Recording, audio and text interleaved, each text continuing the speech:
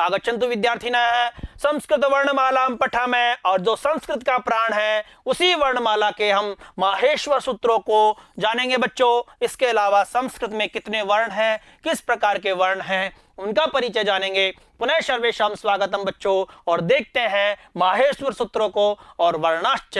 तो माहेश्वर सूत्र बच्चों कितने होते हैं? 14 होते हैं। कितने होते हैं? 14 होते हैं। तो कहा जाता है कि जन श्रुति है कि पाणिनि की निरंतर शिवाराधना से प्रसन्न होकर भगवान शिव ने डमरू बजाया था। यानी पाणिनि की ने शिव की आराधना की थी, भगवान पाणिनि ने, यानी भगवान का दर्जा प्राप्त है व्याकरण में पाणिनि को।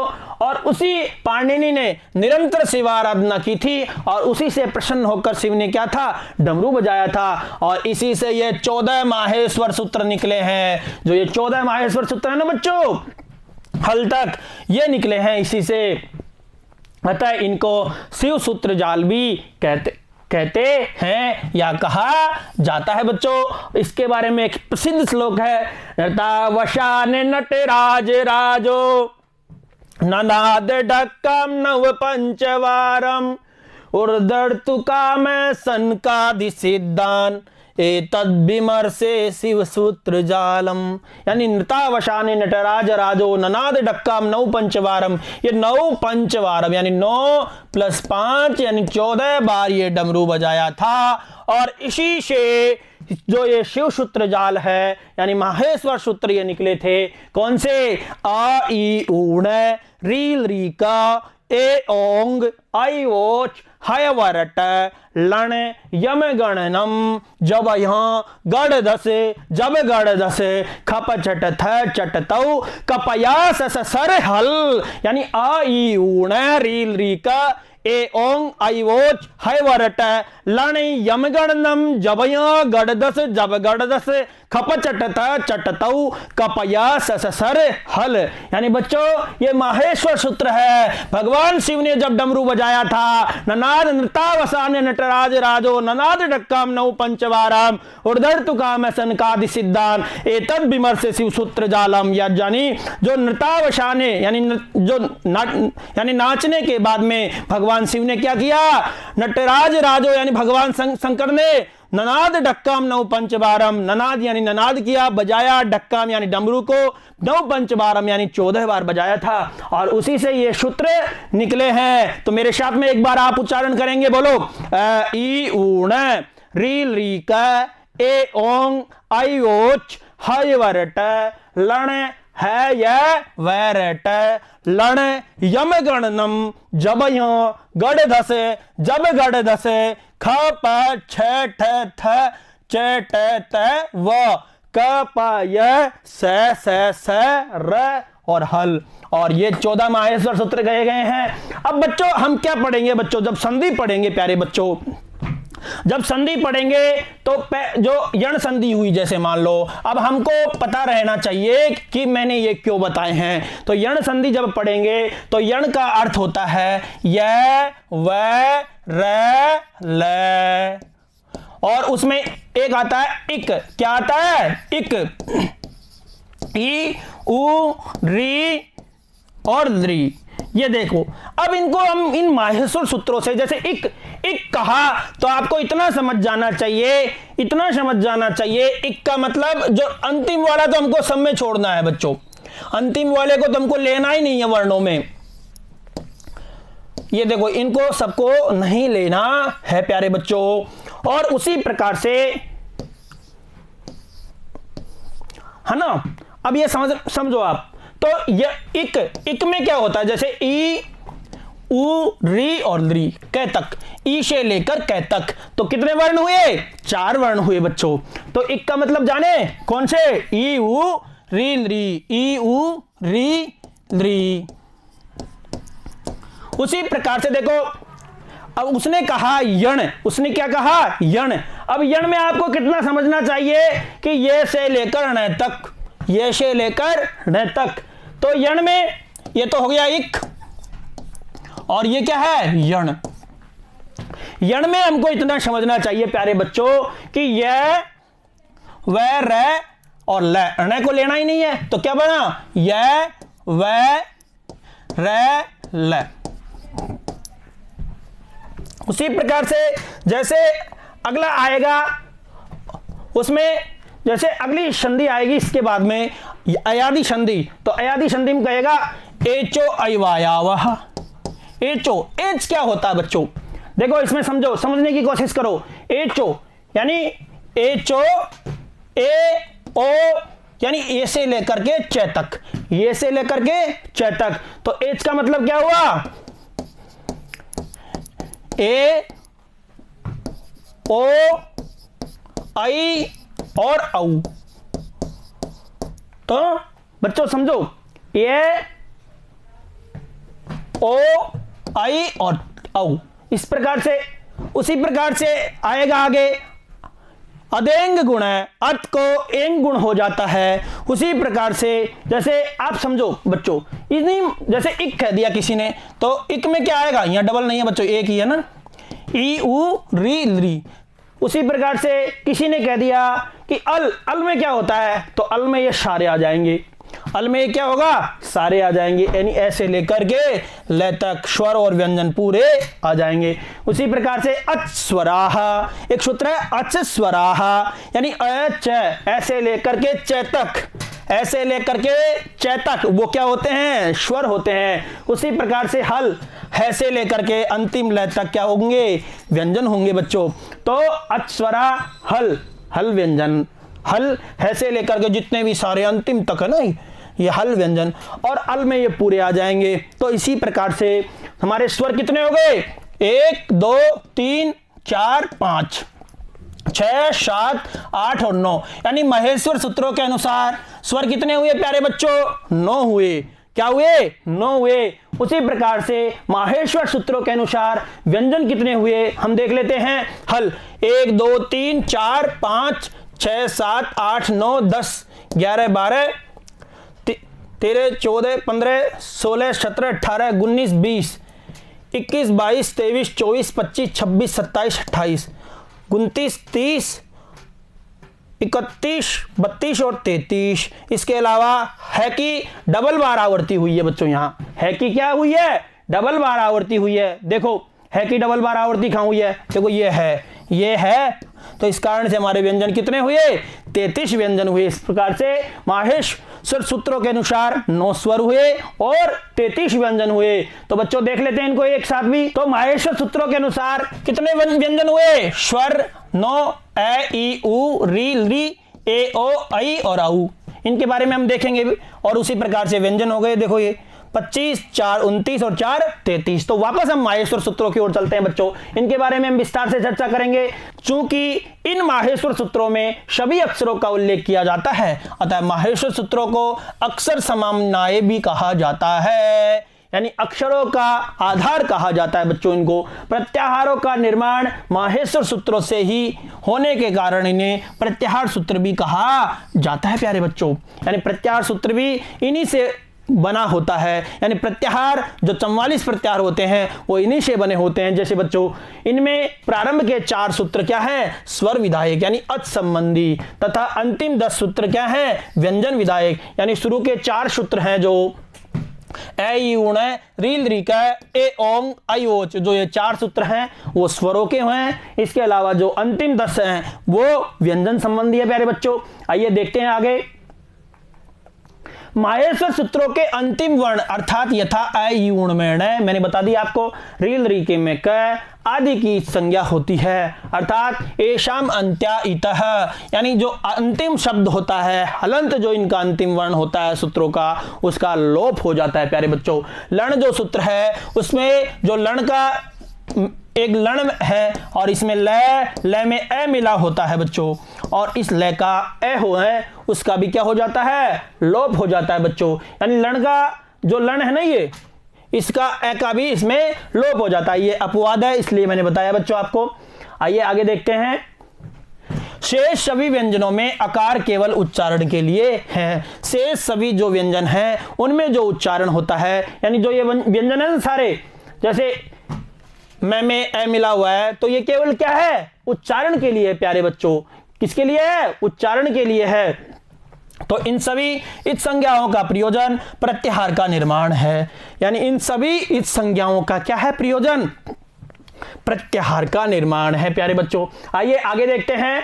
अब हमने जो मैंने छोड़ा था थोड़ा संक्षेप में बता के, अब हम वर्णमाला की चर्चा करते हैं प्यारे बच्चों। यानी जो वर्ण हैं उनके माहेश्वर सूत्रों के आधार पर यदि हम देखें तो इसमें स्वर कितने होते हैं? अच्छे वो होते हैं 9। कितने होते हैं प्यारे बच्चों? 9 होते हैं। यानी अ ई उ री री, यानी ऋस्व स्वर, ये ऋस्व स्वर भी कहे गए हैं या इन्हें मूल स्वर भी कहते हैं प्यारे बच्चों। इसके अलावा ए ओ आई और औ, यानी अ ई उ री री, ये मूल स्वर भी है और ऋस्व स्वर भी है बच्चों। तो यानी इन्हीं से सारे आगे के वर्ण बने हैं प्यारे बच्चों। ये ओ आई और औ को संयुक्त स्वर भी कहा जाता है, यानी ये 2 चीजों से मिलकर बने होते हैं बच्चों। यानी जैसे ए और ई मिलकर क्या होगा? ए होगा। उसी प्रकार से ए प्लस उ मिलकर क्या होगा? ओ होगा। उसी प्रकार से आई और औ यानी वृद्धि में होगा, ये गुण में थे दोनों, तो इस प्रकार से ये क्या है? संयुक्त स्वर है। उसी प्रकार से व्यंजन कितने हैं? 33 हैं, जो मैंने आपको बताए थे बच्चों, वहां भी गिन के बताए थे। इन्हें उदित वर्ण भी कहा जाता है। इन्हें क्या कहा जाता है? उदित वर्ण भी कहा जाता है प्यारे बच्चों। और कु यानी क वर्ग, क ख ग घ न, यानी कु में मतलब 5 वर्ण आगे, क ख ग घ न। चू में भी च छ ज झ झ न। ट में ट ठ टू में ट ठ ड ढ ण। उसी प्रकार से तू में त थ द ध न। उसी प्रकार से पू में प फ ब भ म। उसी प्रकार से बच्चों ये कितने होते हैं? 25। और इन्हें क्या कहते हैं? स्पर्श वर्ण। क्या कहते हैं? स्पर्श वर्ण। ये स्पर्श करते हैं किसी अंग को, मुख के किसी अंग को स्पर्श करते हैं। उनके बारे में हम उच्चारण स्थान जब पढ़ेंगे तब चर्चा करेंगे प्यारे बच्चों। तो ये क्या कहलाएंगे? स्पर्श वर्ण। और बच्चों इसके अलावा 25 ये, और इसके अलावा 4 अंतस्थ वर्ण होते हैं, यानी अंदर से, यानी य व र ल, बिना किसी अंग को स्पर्श किए ये 4 वर्ण होते हैं, य व र ल। उसी प्रकार से ऊष्म वर्ण यानी 4 होते हैं बच्चों। 4 यानी सल क्या कहलाता है? ऊष्म कहलाता है। यानी बच्चों सल देखो समझो। और यण क्या होता है? अंतस्थ होता है। सल है ना प्यारे बच्चों, यानी श ल, श से लेकर ल तक, श से लेकर ल तक, श स और है, यानी श श श है। और सबसे बड़ी बात है इनका क्रम का भी हमको विशेष ध्यान रखना है। पहले श कौन सा आता है? श श स और है। उसी प्रकार से बच्चों और यण में हम देख रहे थे यणो अंतस्था, य व र ल, ये क्या है? अंतस्थ वर्ण है प्यारे बच्चों। तो ये कितने हो गए? 33 वर्ण हो गए बच्चों। कितने वर्ण हो गए? 33, यानी 25 ये, 4 ये, 29 और 4 33, यानी 33 वर्णाः माहेश्वर सूत्रानुसारम। आइए, और व्यंजनों में स्पर्श वर्ण कितने हुए हैं? 25, जो ये बताए थे ना।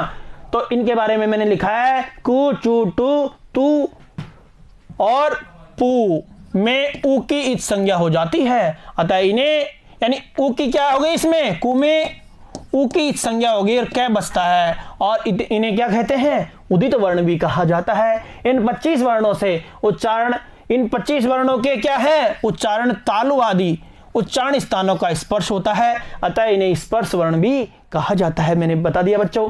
इसके अलावा 4 ऊष्मीय वर्ण, 4 इनके उच्चारण में मुख में से ऊष्मा का निकास होता है, अतः इन्हें ऊष्म वर्ण कहा जाता है। यानी मुख में से ऊष्मा का क्या होता है? इसमें निकास होता है बच्चों।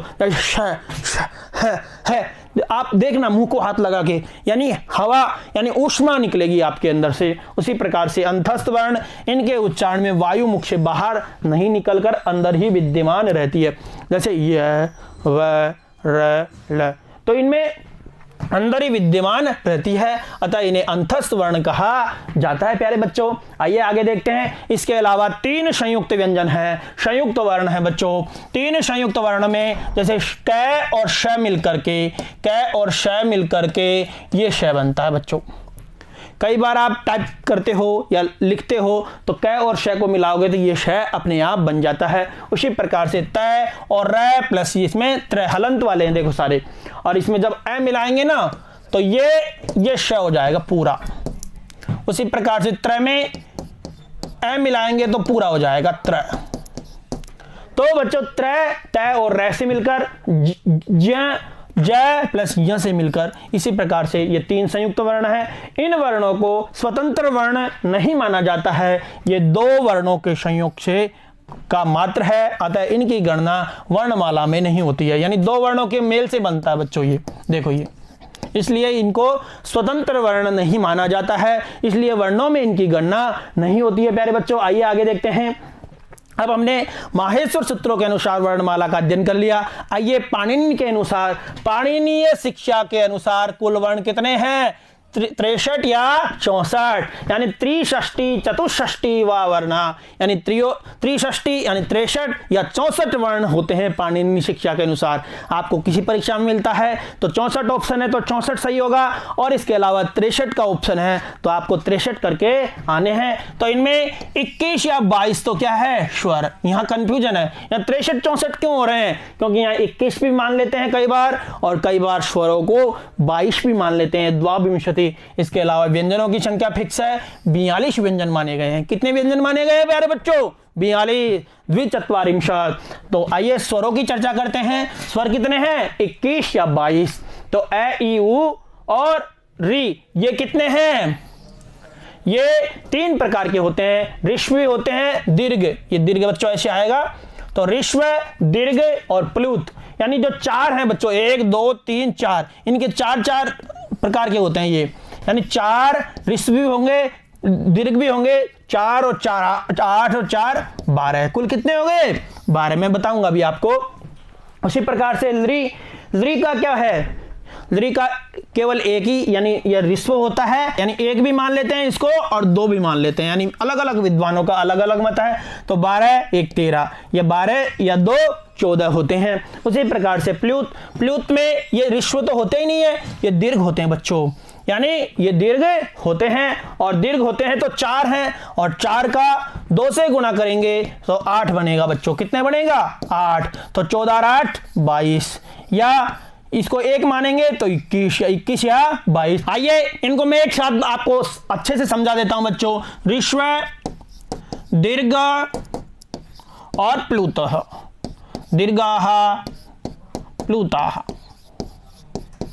अब बच्चों इनको हम देखेंगे तो ऋष्व जो 5 वर्ण होते हैं, ए, ई, उ, री, लृ, ये कितने हैं? 5। उसके अलावा 8 दीर्घ होते हैं। कितने दीर्घ होते हैं? 8। ए का दीर्घ आ, ई का दीर्घ ई, उ का दीर्घ उ, और री का भी दीर्घ होता है बच्चों। री का दीर्घ हो गया ए, ओ, आई और औ। ये कितने हो गए? 8। अब देखो जैसे प्लुत क्या होता है? देखो प्लुत, आ, ई, यानी प्लुत क्या होता है? कभी जोर से आवाज लगाती है, जैसे मुर्गा बोलता है कुकड़ू कू, कू बोलता है, आ अपने दर्द होता है जब हम बोलते हैं तेज, आ, ई, उ, इस प्रकार से जब वो क्या होता है? प्लुत होता है प्यारे बच्चों। ई, उ का प्लुत और री का प्लुत। इसके अलावा कुछ विद्वान लृ का भी प्लुत मानते हैं, और कुछ विद्वान कहते हैं लृ का प्लुत नहीं होता है, यानी लृ का प्लुत नहीं होता। ये ऑप्शन में हो गया। उसके अलावा ए, ओ, आई और औ। तो बच्चों इनमें हमने देखा कि 5 तो ऋष्व हो गए, 8 ये दीर्घ हो गए, और ये 9 क्या हो गए? 9 और 8 17 और 5 22 वर्ण हो गए बच्चों। कितने हो गए? 22 हो गए। तो आपने जाना, लेकिन अगर लृ का हम प्लुत नहीं मानते हैं तब कितने होते हैं? 21 होते हैं। आइए व्यंजनों की चर्चा करते हैं प्यारे बच्चों। तो व्यंजन कितने बताए थे मैंने? 42। तो यहां कोई कंफ्यूजन नहीं है। पाणिनि शिक्षा के अनुसार 25 स्पर्श वर्ण होते हैं जिनकी हम चर्चा कर चुके हैं, यानी कु, चु, टू, तु, पु, ये उदित वर्ण कहलाते हैं। ये 25 हो गए बच्चों। इसके अलावा 4 उसमें वर्ण, श, हर है, और 4 अंतस्थ वर्ण, यानी कुल कितने हो गए बच्चों? 33। इसके अलावा 4 यम होते हैं, यम की आगे चर्चा करेंगे। 1 अनुस्वार होता है, यानी जो ये आता है ना अनुस्वार ऊपर, ये होता है बच्चों, ये अनुस्वार देखो। और इसके अलावा विसर्ग, ये विसर्ग हो गया। जिव्यामूल्य जैसे क और ख, यानी जो ये क और ख है ना, इनकी गणना एक ही होती है, यानी अर्ध है, ये अर्ध विसर्ग भी कहलाता है। जैसे और इस क को जैसे रामः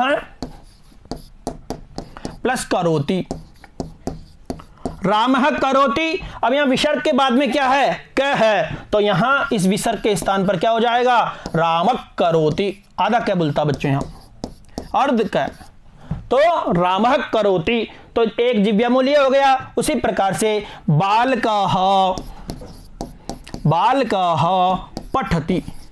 अब यहाँ विसर्ग के बाद में क्या है, प, तो यहाँ इस विसर्ग का क्या हो जाएगा, बालक पठति, यानी अर्ध प की आवाज यहाँ निकलती है बच्चों, यानी प और फ, यानी एक ये हो गया, एक ये हो गया। उसी प्रकार से दुष्पष्ट ळ, यानी ळ उच्चारण होता है, ये दुष्पष्ट वर्ण होता है। तो कुल कितने हो गए बच्चों, 33 4 37, 38 39 40 41 और ये 42 वर्ण हो गए प्यारे बच्चों। तो कुल कितने वर्ण हो गए, 42। पाणिनि शिक्षा के अनुसार कुल कितने वर्ण हुए, 42 वर्ण हुए। आइए आगे देखते हैं प्यारे बच्चों। मैंने कहा था यम क्या होता है, देखो यम होता है कि वर्ग के प्रारंभिक 4 वर्णों में से किसी भी एक के आगे किसी भी वर्ग के पंचम वर्ण यानी पांचवा वर्ण ये के रहने पर पहले जैसे द्वितीय वर्ण को यम कहा जाता है, यानी पहले के जैसे द्वितीय वर्ण को क्या कहा जाता है, यानी पांचवा वर्ण है। देखो सब, यानी इसके दो देखो, ये पांचवा वर्ण है ना, यानी ये न, तो इसमें जो दूसरा द्वितीय वर्ण होगा, यानी दूसरा क है, ये क, ख, ये ग और ये घ, तो ये क्या है, यम है बच्चों। तो ये कितने हुए, 4 हुए। आगे चलते हैं प्यारे बच्चों। उसी प्रकार से जिव्यामूल्य की मैं बता चुका, क और ख से पहले विद्यमान अर्ध विसर्ग को, जैसे रामः करोति, यानी क और ख से पहले, यानी कैसे पहले है ना, कैसे ये पहले है, क्या है, विद्यमान अर्ध विसर्ग यानी आधा विसर्ग, वो क्या होता है, जिव्यामूल्य होता है, यानी ये इस विसर्ग के स्थान पर ये हो जाएगा बच्चों। तो उसी प्रकार से उपपद मानिए, प और फ से पहले बालकः